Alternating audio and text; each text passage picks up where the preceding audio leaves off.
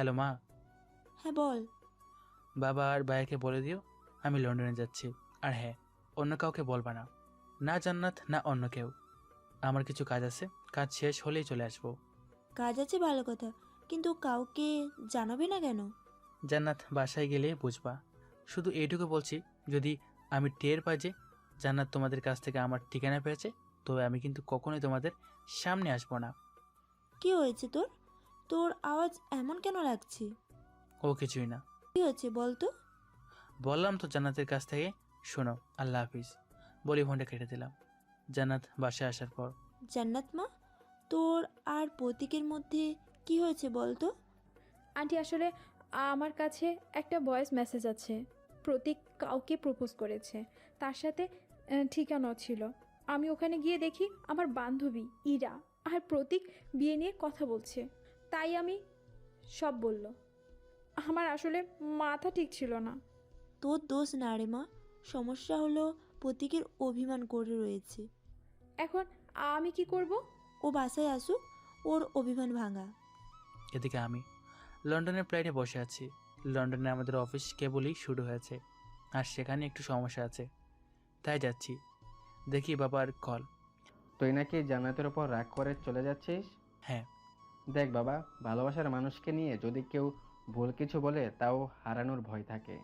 আমাকে কথা বলে আমার খারাপ লাগেনি, লেগেছে ও আমাকে সবার সামনে থাপ্পড় মারার আগে আমার সম্মানের কথা ভাবলো না। ওর রিয়্যাক্ট করা ওর ভালোবাসা দেখায়, তবে ওর থাপ্পড় মারাও যে আমাকে কতটা সন্দেহ করে তাই দেখায়। আমার দরকার নেই এমন সন্দেহবাদিক বউ। তুই বিদেশে যাবি না? আমি যাবই। এত জিদ করিস না বাবা, মেয়েটা কান্না করতে করতে শেষ। আমার কান্নার তো কোনো দামই নেই। বাচ্চা আমায় ও। বাচ্চা না চাই। আচ্ছা, আমার ফ্লাইটের ওয়ার্নিং দিচ্ছে, রাখো। লন্ডনে চলে আসলাম। ওদিকে জান্নাত কোনোভাবে জানতে পেরেছে আমি ওর উপর রাগ করে চলে এসেছি। ওর কান্না আরও বেড়ে গেছে। লন্ডনে আমি অফিসে এলাম। আমার কেবিনে যাচ্ছি এমন সময়, এই যে কারো কেবিনে ঢোকার আগে অনুমতি নিতে হয়, জানেন না? আপনি কে? এই অফিসের মালিকের হবু বউ। আপনি রবিন সাহেবের বউ, মানে হবু বউ? আরে না, আমি রবিন সাহেবের ছোট ভাই প্রতীকের হবু বউ। কোম্পানির সব কিছু আমিই দেখি। স্যার আপনি এখানে? তোর স্যার কে? আরে তোর সামনে প্রতীক স্যার। কি? ইনি কে? স্যার উনি আমার বোন, আপনার পিএ। উনি তো বললেন। আসলে স্যার আমি বলেছিলাম কেউ যেন কেবিনে না যায়, আর ওর একটু গাল গল্প দেওয়ার স্বভাব আছে। আসলে গল্প দেয় অনেক। আচ্ছা, আপনি মিটিংয়ের ব্যবস্থা করুন। কি মেরে বাবা, আরেকটু হলে তো আমাকে নিচের বড় বানিয়ে ফেলতো। কি বাছা বেঁচে গেছি, বাপরে বাপ। হঠাৎ থেকে হোয়াটসঅ্যাপে কল আসছে। জি বলেন।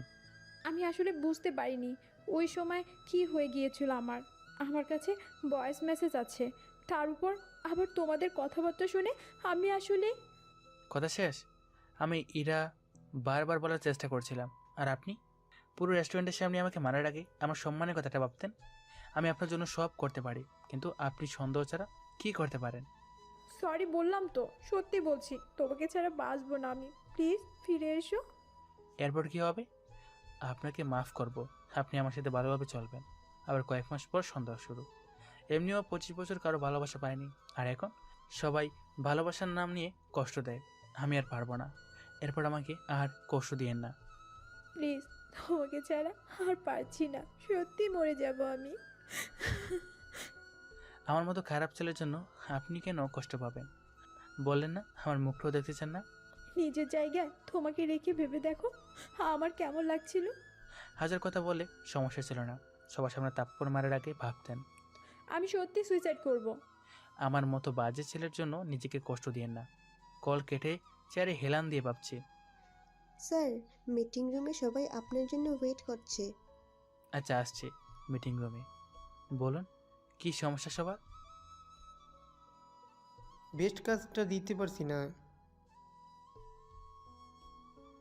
$200 থেকে $500 কম। কোম্পানি স্টার্ট হলো 3 মাস হলো না, এখনই গাফলা ম্যানেজার।